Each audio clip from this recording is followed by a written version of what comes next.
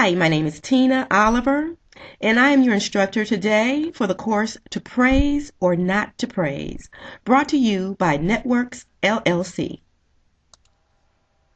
Today we are going to look at a different approach to positive reinforcement. Praise has not always been seen as a good thing. In fact, in the last century, it was assumed that praise spoiled children. Today, many consider it to be a self-esteem builder. So there are basically two themes that connect the old way and the new way of looking at praise. One theme is the idea that how children think about themselves and evaluate themselves is dependent upon what adults tell them about themselves.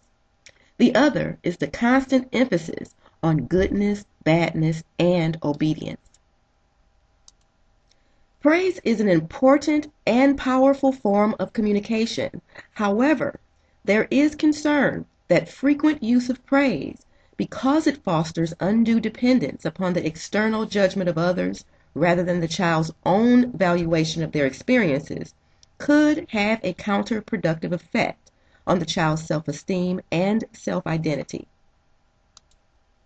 Again, praise can be a very powerful tool if used appropriately and not too often.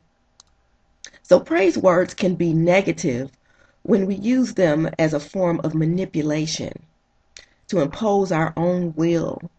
We throw around praise words to get a child to do or to act in a way that we feel is desirable. Even in the adult world, many managers or leaders use praise as a form of manipulation. They feel that they can get the desired results from the individuals by offering lots of praise.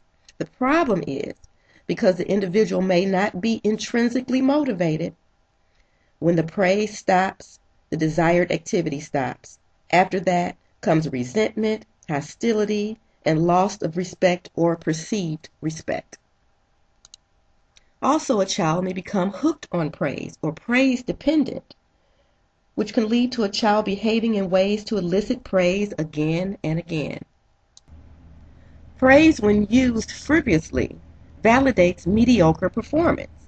So if you tell a child you did a great job, when really they just did an okay job, you're giving that child a false perception of their abilities.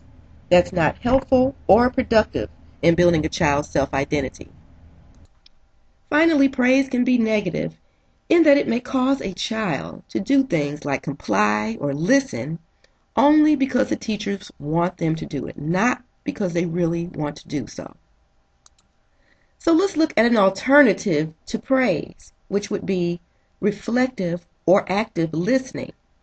This kind of communication approach is based on the belief that children come into the world with an intense interest in participating in the human race, learning its rules, and expressing selfhood.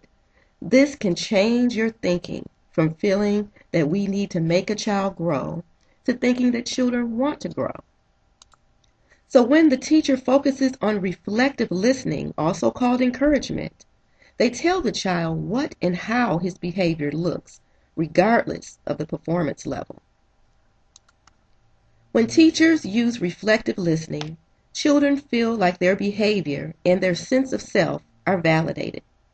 Children deserve validation, not approval from teachers. To find out more about reflective or active listening, log on to www.networksllc.net to take the continuing education course To Praise or Not to Praise. Thank you for listening.